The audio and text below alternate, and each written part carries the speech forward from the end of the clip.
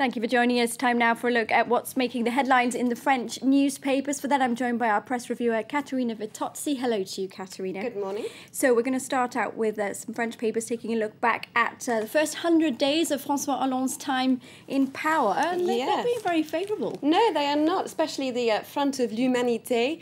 Now, you'll probably remember it was a song that stayed in my head for many months.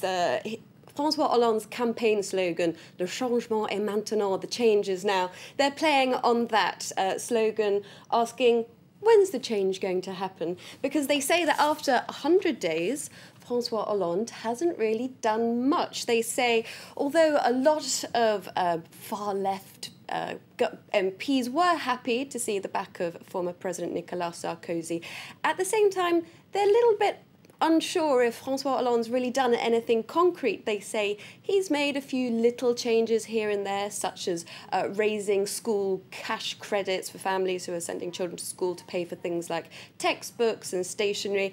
But they say with regards to the big questions, things like France's role in the EU fiscal treaty, he hasn't done anything really very concrete at all. But to be fair, it is summer in France and things slow down here to a snail's pace, don't they? Yes, they do, in fact. I mean, he's been on holiday for, what, about three weeks in total, yeah. So maybe he needs to be given another 100 days before we can start making too many assessments about that. Now, Les Echos is picking up on the fiscal treaty theme as well as the Economic Daily, of course. Yeah, absolutely. So as you say, the Economic Daily, they say that with regards to this fiscal treaty that Humanité brushed on as well, there's been no real coherent or concrete plan. This is something that they're really calling for because it's such an important issue, how France is going to budget its budget deficit.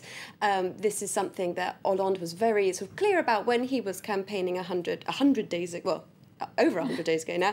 And in fact, they have quite an unfavourable comparison between François Hollande's first 100 days and that of Napoleon Bonaparte.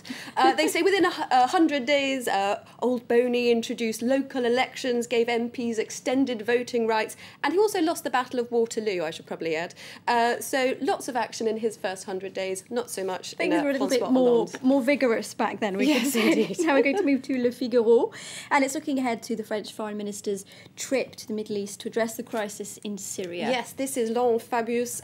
He goes to Syria on Wednesday. He doesn't really go to Syria. He's in fact just going to the neighbouring countries, Lebanon, Turkey and Jordan. Now, there has been quite a lot of criticism about the French government's position on Syria, some criticism from the right saying they've not really done enough. In particular, Laurent Fabius came under some criticism for not going to the Syria or the region sooner, but he will be going Wednesday. Because of this sort of lack of consensus over what's happening in Syria, he will be focusing mainly on humanitarian aid. The theme is, though, of the papers today, not enough going on with the French government. No, now, finally, we've just got a chance to look briefly at Libération. Well, and is that a topless lady? It is. Why pass up an opportunity to look at a naked back in front of the French Libération?